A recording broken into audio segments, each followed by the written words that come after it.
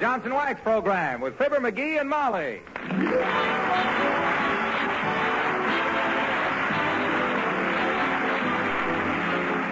The makers of Johnson Wax products for home and industry present Fibber McGee and Molly, written by Don Quinn and Phil Leslie, with music by the King's Men and Billy Mills Orchestra.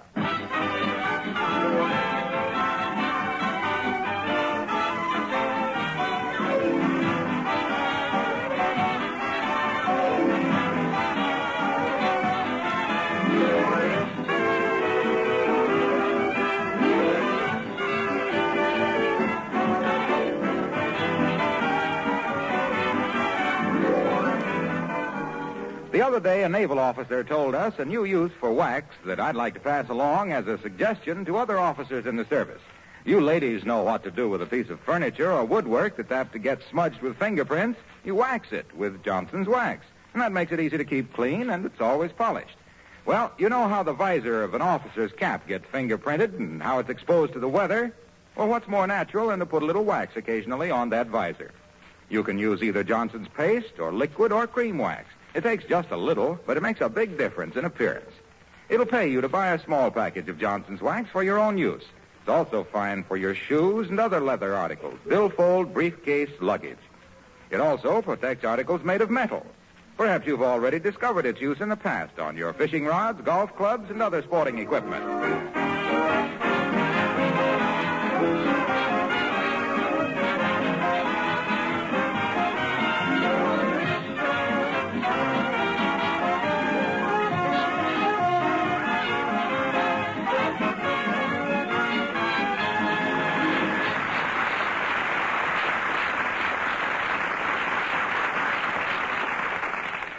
The residents of 79 Wistful Vista have just had a close call.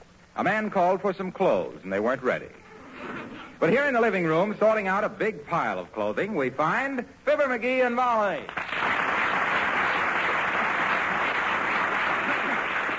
My gosh, Molly, that's an awful big pile of stuff you're giving away there. Well, it's in a good cause, dearie. What is it again? The United what? The United National Clothing Collection for Overseas Relief. Oh. I've told you that a dozen times. Mm-hmm. And as soon as I sort out this last pile... Hey, wait a minute. You're not giving my old sweatshirt away. Oh, my good basketball sweatshirt. Why, my gosh. gosh. Look, Pet. If you mean this 12-pound hunk of gray yarn marked Peoria Umberjack, why, you haven't worn that for 15 years. Oh. Incidentally, what is an umberjack? Well, that was originally lumberjacks, but the moths chewed the hell out of it.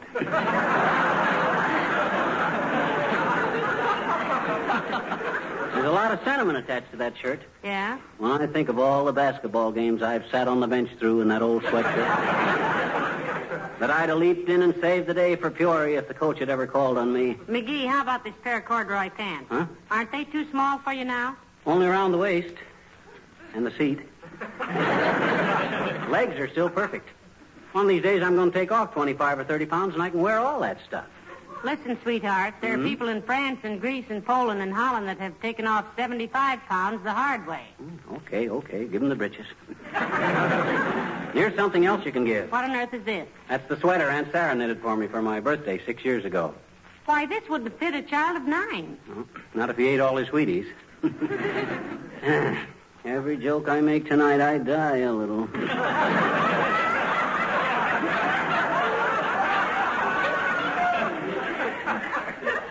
Personally, I got a sneaking suspicion Aunt Sarah knitted that sweater for her fox terrier.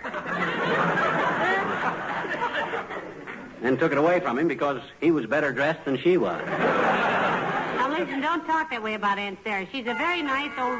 Come in. Hello, Molly. Hello, McGee. Hello, Dr. Gamble. Hi, Aerosmith. Have a chair if you can find one that hasn't got clothes piled all over on it. We're getting some things together for the United National Clothing Drive. Oh, yes, I know about it. It's a wonderful idea. But what's the pretty little garment you have in your hand, Molly? Don't tell me you still play with dolls. That, my fine feathered friend, is a sweater which was knitted for me by Aunt Sarah in a moment of gay abandon. For you? For you? She evidently didn't know how broad-shouldered you'd gotten in the hips. And those colors. Looks like a rainbow with sleeves, doesn't it, Doctor? She couldn't have been thinking of a rainbow when she knitted that for McGee. She didn't leave room for a pot at the end of it.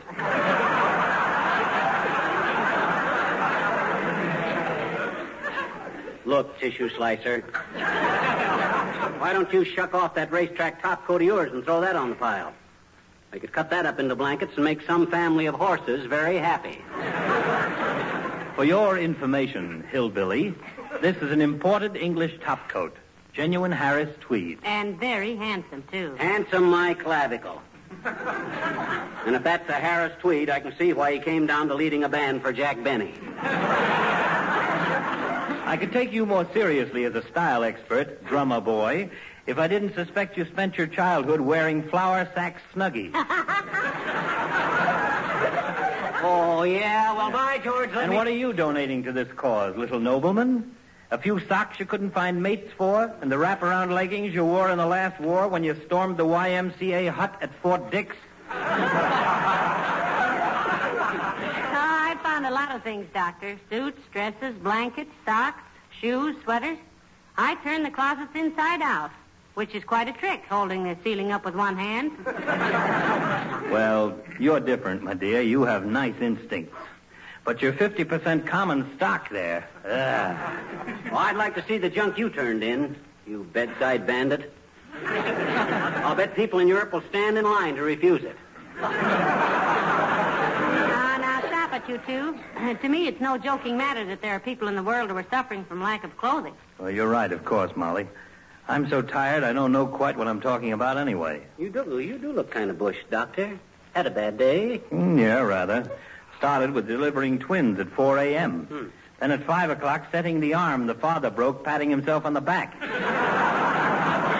And at 5:45, finding out that the nurse told the wrong father. Oh, dear. Well, I better duck along, children. Oh, don't hurry away, Doctor. I'll be glad to brew you a slug of tea. Well, no, thank you, my dear. I think if I sneak up back alleys and hide my satchel under my coat, I may be able to get home long enough for a hot shower and a 10-minute nap. Well, you ought to get away with it. You always look like you got a satchel under your coat anyway. Hey, why don't you take a shower here, Doc? Why, of course, Doctor. Heavenly days, you can hide out in our guest room for as long as you like. That's a great idea. Think of the people that'll get well without you around to doctor them. This hospitality overwhelms me, but I don't think I'd better. I can just about... Come on, Doctor. Now, we've got plenty of hot water, towels, and soap. McGee, get him your bathrobe and slippers. Sure, you can wear the new patent leather slippers you give me for Christmas, Doc. Sorry, they're too big. How do you know, Doctor? Somebody gave them to me for Christmas. Come on, McGee. Show the weary physician where he can revive his failing corpus and rid his epidermis of the bacterial taint of civilization. Okay, Doc, but watch your grammar.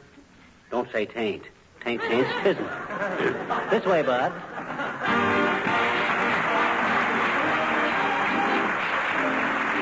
Billy Mills in the orchestra, and I'm beginning to see the light.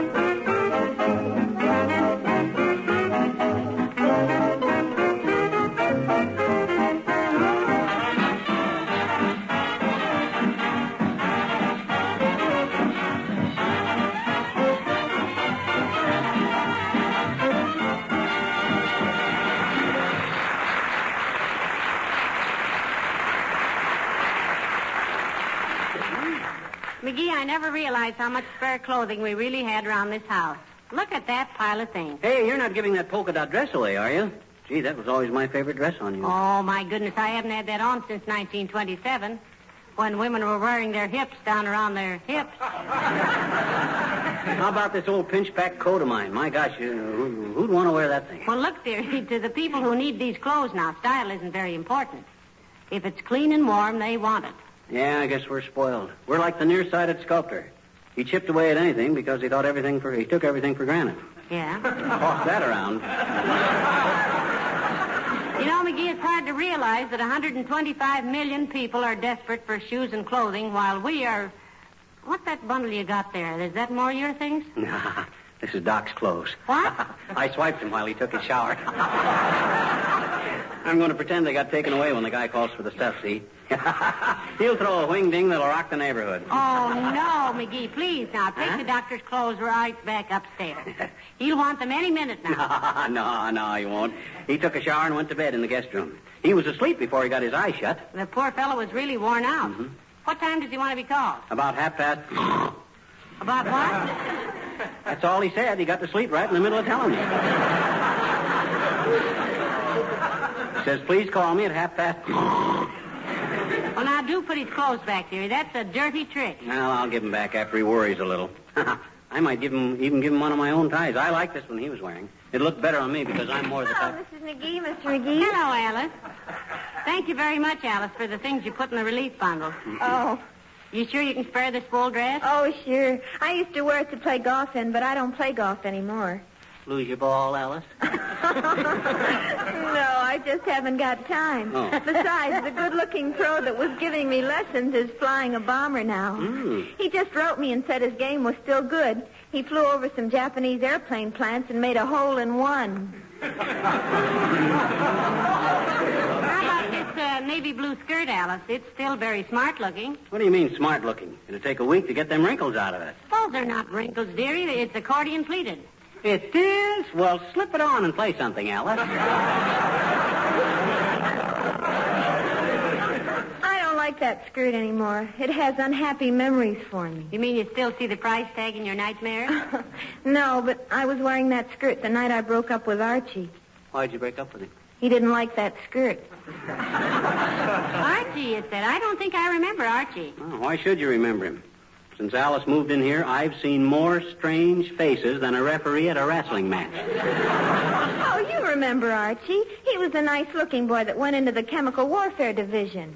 Oh, yes, now I place him. Sure. He always had such a nice smell of mustard about him.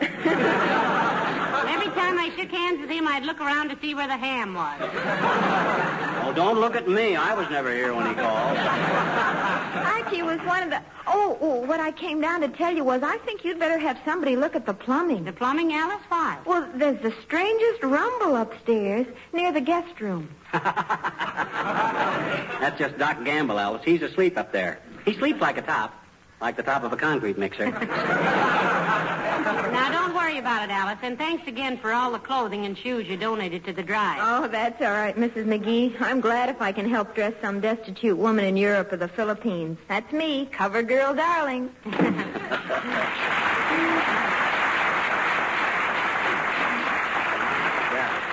Why, she practically gave you her whole wardrobe, Molly. Well, Alice is a very generous girl. In fact, I think most people are pretty good-hearted. But it's pretty hard to convince people that there are millions and millions that need clothes. They all think, what good will my little donation do among that many? Yeah, but if you got millions of people giving stuff to millions of people, it comes out pretty good. Hey, when are they picking this stuff up? Well, they ought to be here any minute now, dearie. There are more than 50 relief associations working on this, you know. Oh. I think the Women's Auxiliary are furnishing station wagons. Well, they ought to be here by this time. Maybe I better call up and check. Hand me the phone. Here. Thanks. Hello, operator. Jimmy, Wistful Vista, 1965. Not mistaken that voice. It's Mert. Oh, How's every little thing, Mert? Is it? What's that, Mert? Your mother-in-law did what? Went with the paratroopers. nonsense, McGee. The paratroopers don't take women. They took her. She bumped a cop off his motorcycle and went to the pokey with the paratroopers from the state police.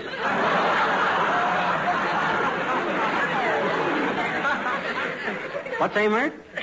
Okay, thanks anyway. They must be on their way, Molly. The line's busy. Well, I better tie a cord around these bundles so they'll be... Hello, folks. Oh, good afternoon, Mr. Wilcox. Hi, Junior. You're just in time. You wear a belt or suspenders? I wear braces. I didn't mean on your teeth. I meant to hold your pants up.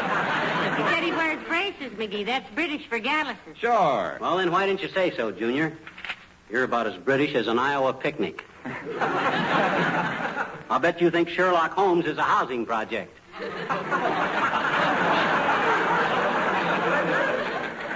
Well, isn't it? Did you want to know whether he wore a belt or suspenders, McGee? I was going to borrow his belt to tie up these bundles. Save me going out in the kitchen to find some strength. Say, what is all this stuff? United National Clothing Collection? Yes. Did you know about it? Oh, sure. I'm on the local committee. I came over here to tell you about it. Well, you can climb right back on your little tricycle and pedal yourself back home, bud. We're hip. Did you know that Henry J. Kaiser is national chairman of the collection? Yes, we did. And I'm glad Kaiser is in on this, Junior. You know, there's one pair of pants in there that needs a new hull. Kaiser builds ships and... Yeah. Did you know that this is the largest clothing collection drive in history? Yes, we knew that, too. Did you know that in Holland there's only one blanket for every 5 people? Sure, we know it. That in Norway they even sew Nazi propaganda leaflets together and wear them? We know that. Did you realize that in Belgium there's only one usable shirt to a family of 7? Yeah. You're wasting your time if you're trying to sell us on the idea of donating clothes, Junior. All we got left in our closets is mothballs. Now, look, this isn't just a drive to keep war victims warm, you know. It's a matter of restoring their self-respect, too. It's pretty tough to keep your chin up when you have to keep looking down to see if your feet are frozen. Well, I just wanted to make sure you knew about it. See you later. Well, I'll be... Hey, Wilcox! What's the matter? He forgot something. What? Oh, my gosh, he never said a word about the thing. The stuff. Yeah, I know. And I think he has a nice sense of proportion. Yeah, but we got to eat. Now, McGee, see if you can find me a piece of strong cord to tie these bundles up with. Oh, well, Beulah can find some. Hey, Beulah. Oh, Beulah. Somebody bawl for Beulah?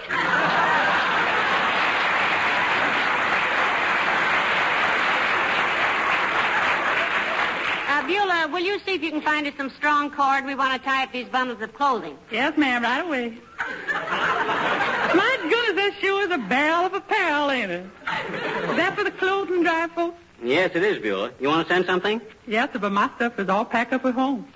Papa going to take it down to headquarters tomorrow. He's a good man, my papa. And you're a good citizen, too, Beulah. You always do your part. Well, ma'am, the way I see it, there's 2 kind of folks in this world, the gots and the ain't gots. And nobody got more sympathy for the ain't gots than them that ain't got much. You can say that again. Yeah, so the way I figure, there's 2 kind of folks in this world, the gots No, and Beulah. Mr. McGee was just agreeing with you. Well, that's mighty kind of him, ma'am. Thank you, sir. Oh, forget it. Yes, I'll try to. What's the matter, Beulah? You seem sort of worried about something. I am, ma'am. It's Miss Alice. Her voice changed or something. Why, Beulah? Well, say, I've just been upstairs to vacuum the hall carpet, and I hear me the deepest snoring I ever listened to. Real baffled for fondness. I'm afraid Miss Alice coming down with laryngitis or something. That's just Dr. Gamble, Beulah. He's asleep in the guest room. Poor lad was exhausted. Not enough doctors in town, Beulah. He has more demands on his time than the Naval Observatory. Yeah, he's a real kind man, Dr. Gamble is. He come over when my brother had a real bad indigestion. I say, what's the matter with Henry, doctor? And he said, Henry got acute appendicitis, Beulah. I said, you was nice to say so, but what's the matter with him? And he said, that's what he said to me. And he said, I got to operate. And I said, how much it costs? And he said, how much you got? And I said, $65. And he said, you pay for the anesthetic, and I operate for nothing just to keep my hand in. Oh, he's a real sweet man. Yes, he is. How much was the anesthetic, Beulah? $20, ma'am. But that Anna, she give Henry a real fine anesthetic. Well, that's pretty cheap at that, Beulah.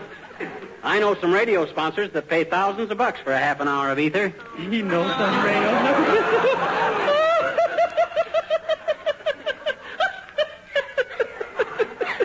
I love everybody.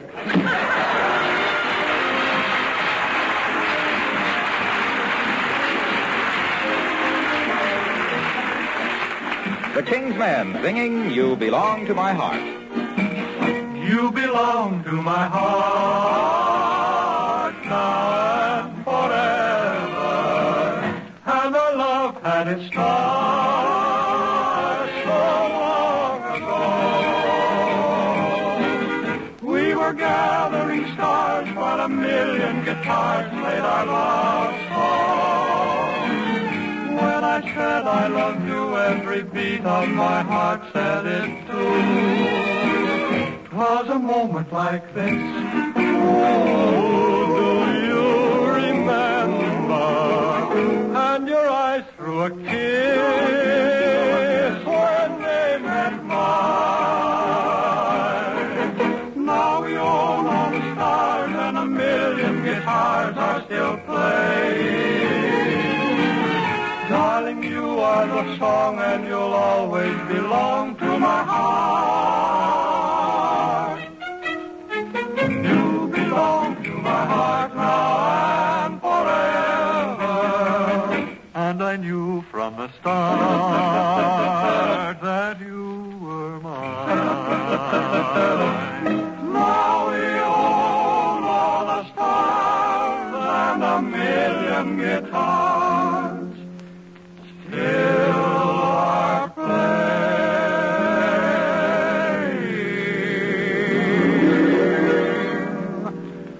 You are the song and you'll always belong to my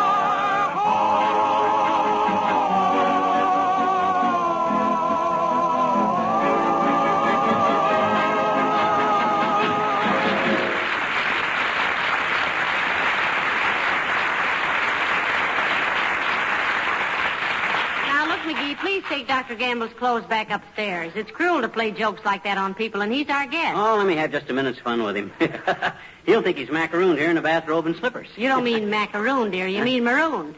I thought Maroon was a girl's name, like Maroon O'Sullivan. Now, that's Maureen O'Sullivan. Marine, did she join the Marines? Well, good for Maroon. Oh, I guess that's the people to pick up the clothing. Come in.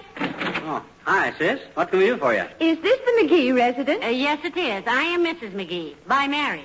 How do you do? I'm Mrs. Carstairs, Mrs. Franklin P. Carstairs. How do you do, I'm sure. This is my husband, Mrs. Carstairs. How do you do? I'm glad to know you, sis.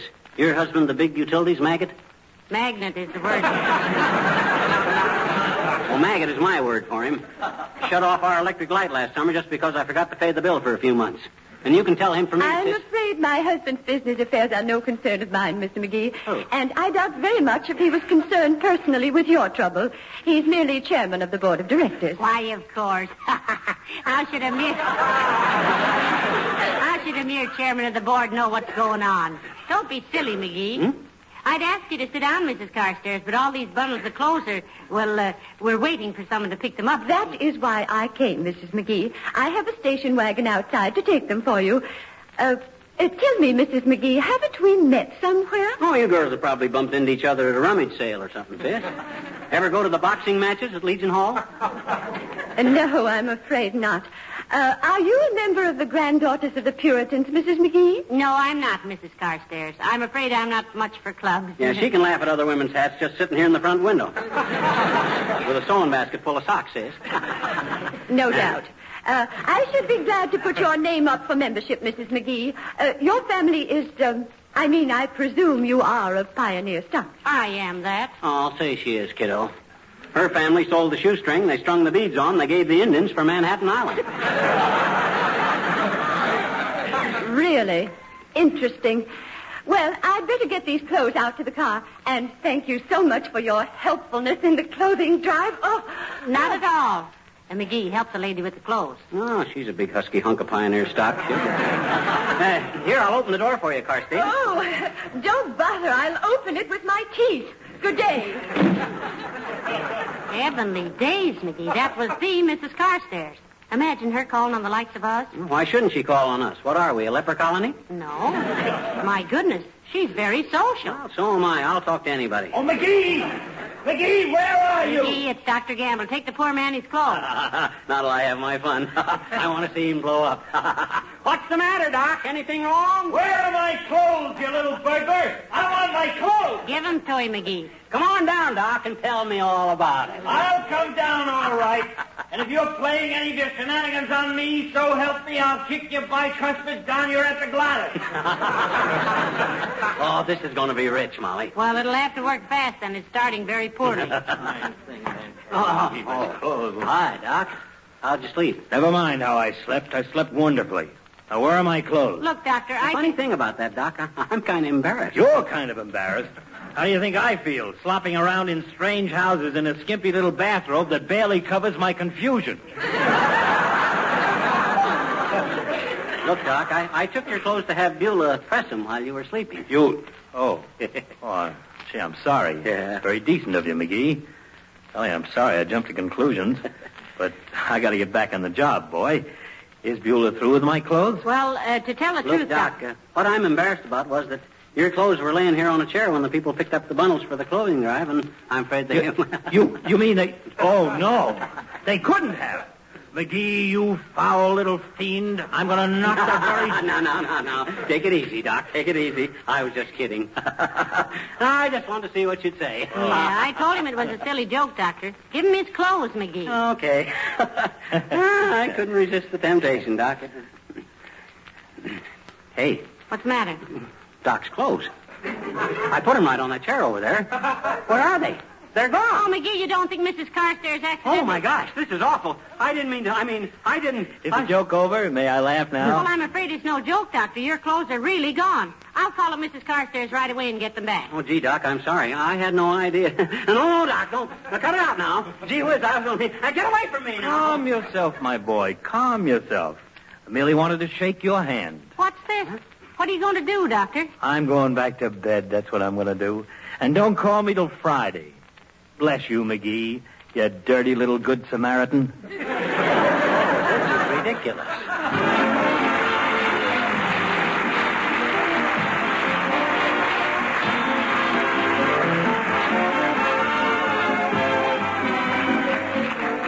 You know, when you've gone to all the trouble and expense of putting down nice linoleum floors on your kitchen and bathroom, isn't it just common sense to take good care of them?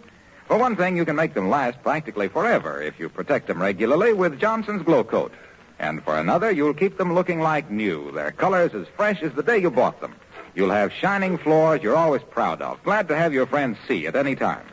And the beauty of it is you can have all these advantages and still save yourself hours and hours of work, because when you apply Johnson's Glow Coat, there's no rubbing or buffing.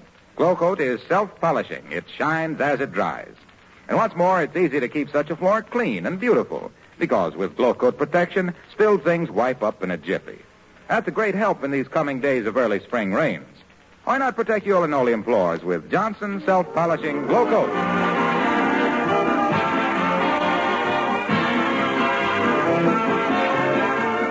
Ladies and gentlemen, the United National Clothing Collection starts April 1st. Use the time until then to go through your closets and attics and trunks and storerooms to see what you can spare for the millions of suffering people in war areas. The goal is 150 million pounds of clothing. This is not a charity drive. It's an appeal to you to give what spare clothing you can to restore the health and self-respect of war-ruined families. Greatly needed are infants' garments, particularly knitted goods, and all kinds of warm, sensible clothing, shoes and bedding for boys and men and women and girls. There will be receiving stations set up everywhere, in churches, schools, factories, and clubs. So get ready, won't you? You wouldn't like to be in their shoes, but they'd like to be in yours, if you'll send them. Good night. Good night, all.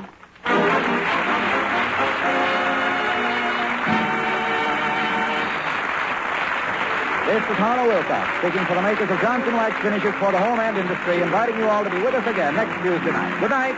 This is the National Broadcasting Company.